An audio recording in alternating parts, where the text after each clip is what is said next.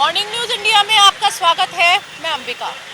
जैसा कि हम जानते हैं, राजस्थान के अंदर विधानसभा चुनावों को लेकर के तैयारियां पिछले काफ़ी दिनों से चल रही थी। इन्हीं तैयारियों को लेकर के जयपुर के अंदर प्रधानमंत्री नरेंद्र मोदी ने भी अपना रोड शो किया। आज भी बीजेपी के बड़े बड़े दिग्गज नेता जयपुर में आने वाले हैं। अमित शाह, जेपी नड्डा, आज ये दोनों ही जयपुर में शिरकत करने वाले हैं। जनता का रुझान किस ओर होगा ये तो वक्त ही बताएगा। 25 तारीख को इलेक्शन होने ही वाले हैं। उनका रिजल्ट 3 तारीख को हमारे सामने होगा। लेकिन हवा महल इलाका वो इलाका है जहां पर हर कौम के लोग रहते हैं।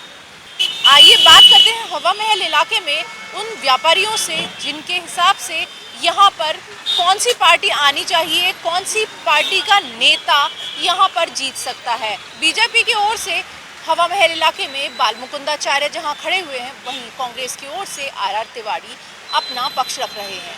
जानते हैं हम यहां पर व्यापारियों से कि कौन सा नेता उनके हिसाब से इस इलाके में आना चाहिए। आप हवा महल इलाके के अंदर दुकान संभालते हैं, क्या लगता है आपको हवा महल इलाके में कौन सा नेता आना चाहिए, कौन सी पार्टी आनी चाहिए? कांग्रेस। आर तिवारी। क्यों आर तिवारी क्यों आना चाहिए?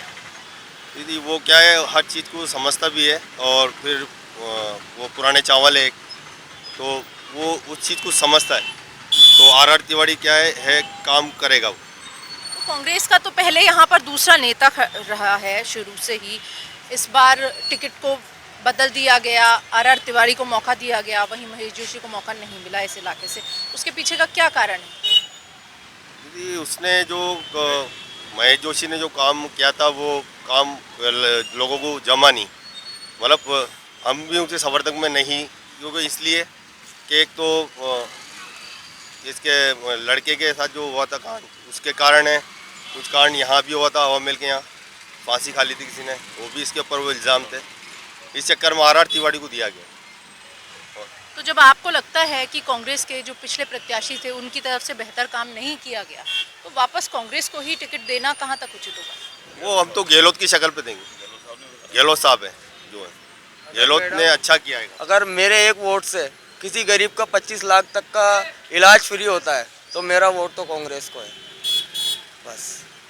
तो बीजेपी की तरफ आपका क्या सोचना है कि राजस्थान में बीजेपी की तरफ से क्या आगे का अगर बदलाव किया जाता है तो क्या रहेगा? बीजेपी पिछले 5 साल बीजेपी का राज था राजस्थान में, तो हमें कुछ इतना स्पेशल तो दिखा नहीं बीजेपी के राज में। अगर देखा जाए तो पिछले 5 साल किसका राज था राजस्थान? ये जो 5 साल गए, इससे पिछले वाले 5 साल का, ये 5 साल में तो गहलोत साहब का राज था। इससे पहले जो वसुंधरा राज्य का राज था उसमें हमें कोई ऐसी चीज़ नहीं मिली जो मतलब गरीबों को सपोर्ट करे।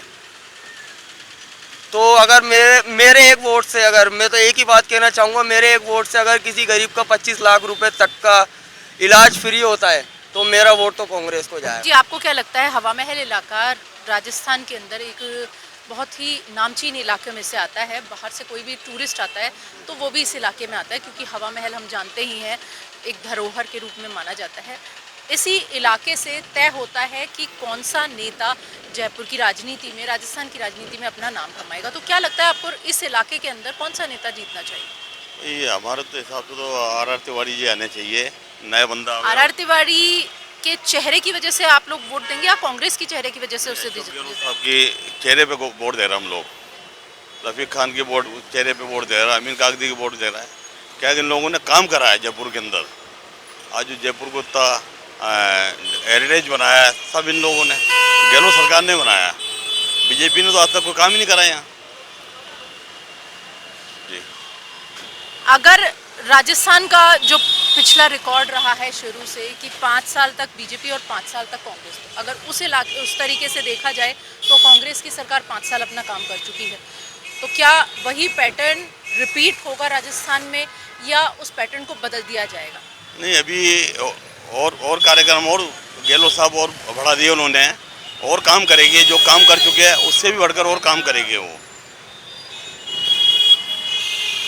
तो गहलोत सरकार के चेहरे के ऊपर हवा महल इलाके में वोट दिए जाने की बात है। आर तिवारी यहाँ से कांग्रेस का चेहरा है और जनता का यही मानना है कि अशोक गहलोत ने जो पिछले 5 सालों में काम किए हैं, सीएम अशोक गहलोत ने जो काम किए, उसी के बलबूते पर वो आर तिवारी को वोट देंगे और उन्हें जिताएंगे। मॉर्निंग न्यूज़ इंडिया के लिए अंबिका में यूं ही बनी रहूंगी आपके साथ में। नमस्कार।